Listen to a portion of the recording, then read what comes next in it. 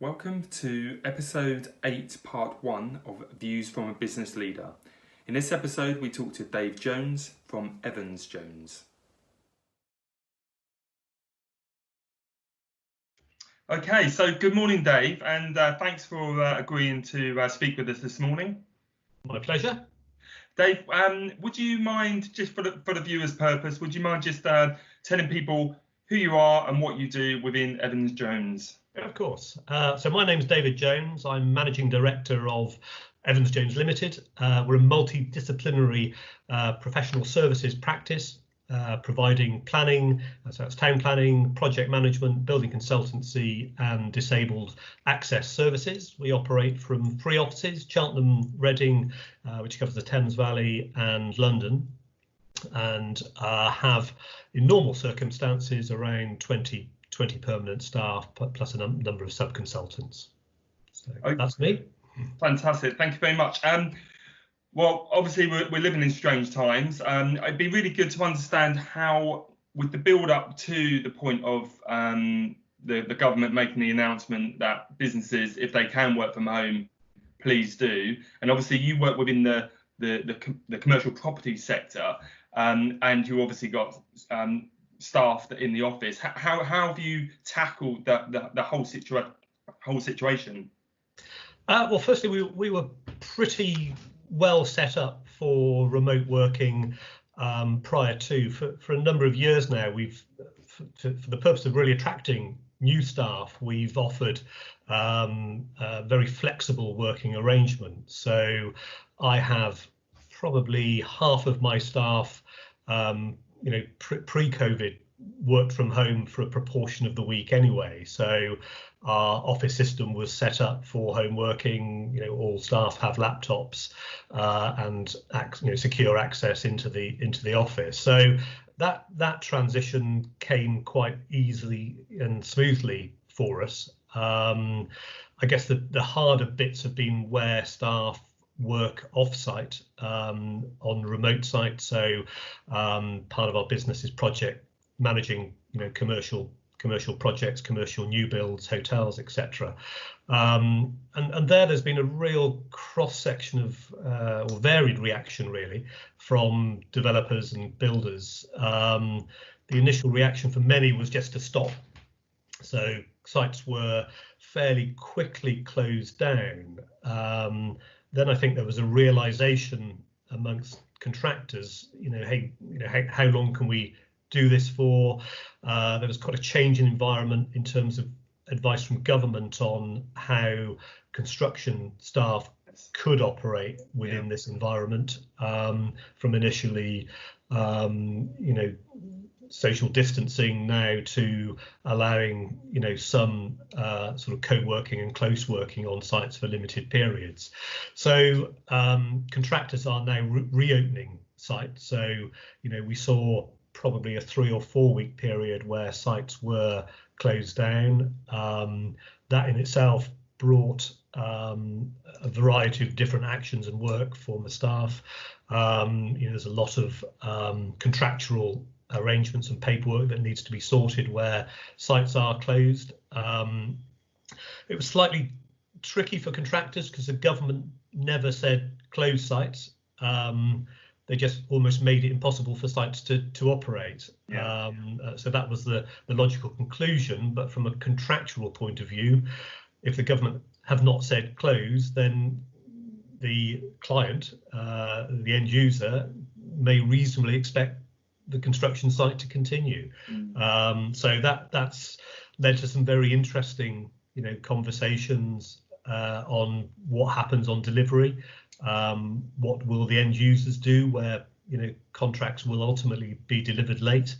How will liquidated damages be applied? Will they be applied? Will landowners, end users take a reasonable approach to it because of what's gone on, or will they enforce fairly hefty penalty clauses? So all that's to come really post. The complexity of it is just I think doing these sort of business leader interviews, actually you tend to start understanding the complexity in some businesses, and people with quite sort of simple businesses is good from that point, but the complexity in others is incredible, really. Like the knock-on effect that this is going to have within the supply chains and with like you said, the contractors, and with delays and everything that goes with it.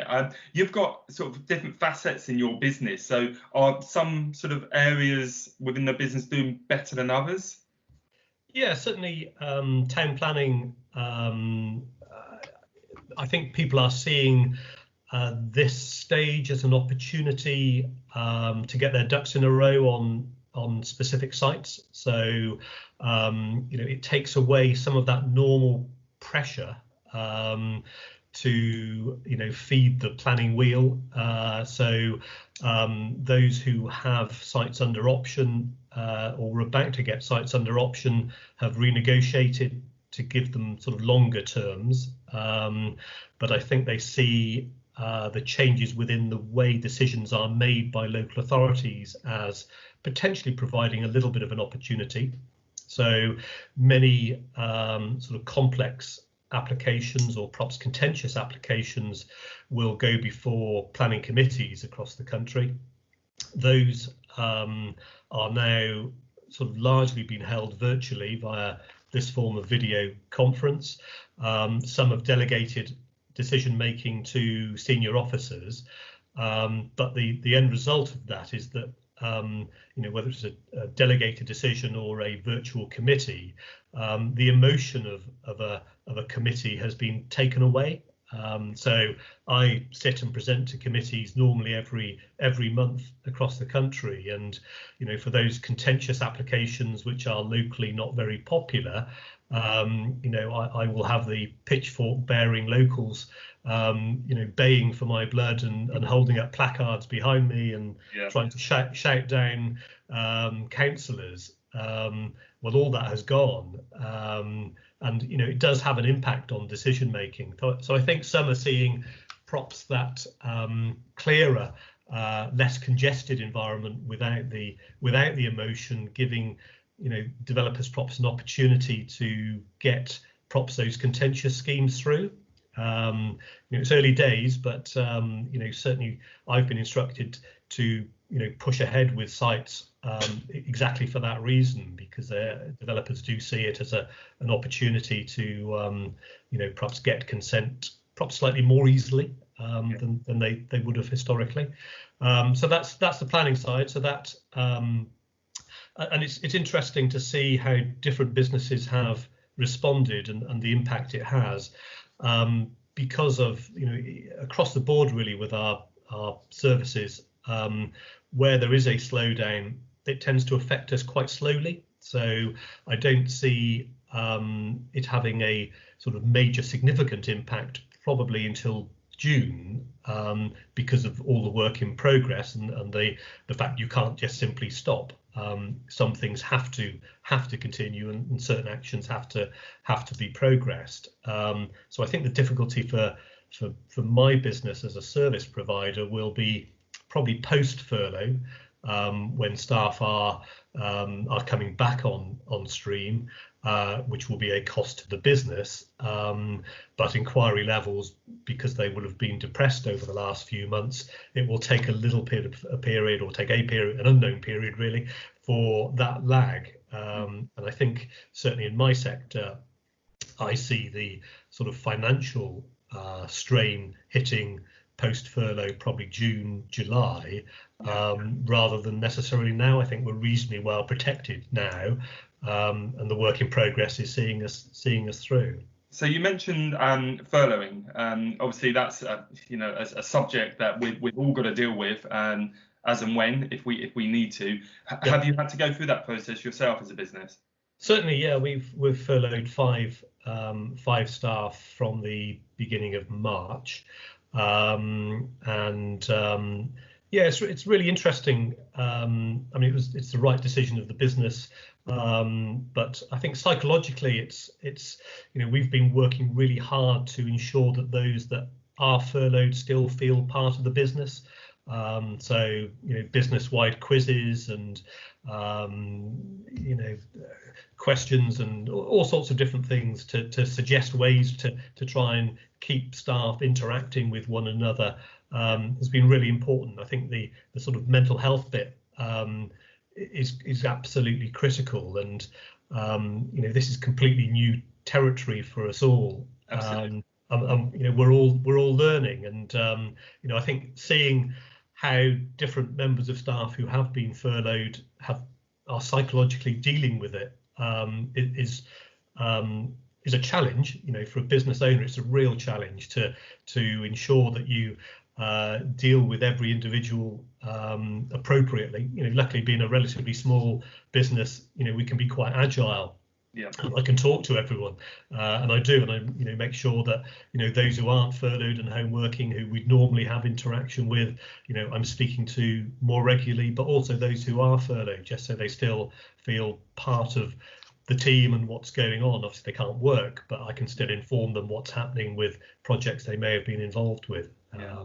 So we had a company-wide quiz last night with both furloughed and non-furloughed staff attending. So it's great, but you do have to work really hard at it. I think as soon as it all hit, the communication levels for probably everybody just exploded, because they were trying to sort of get themselves set up and talk about the now, and then sort of trying to sort of plan with obviously, like you said, the staff in terms of people who you might need to furlough or you might not, and then keeping the levels of communications up with individual employees is massively important, I think. Yeah. And I must admit, one thing I've been immensely proud of is the reaction of the staff. I mean, we're sometimes brutally honest. As a business, that's our sort of mantra. We tell it as it is, and both in terms of the advice we give clients, but also our internal communication. And it's very heartening to see. I'm very proud of them to see how they've responded, and all looking for ways to work through it, and those who aren't furloughed are looking for ways not to be furloughed. So that's where the interesting psychology comes in.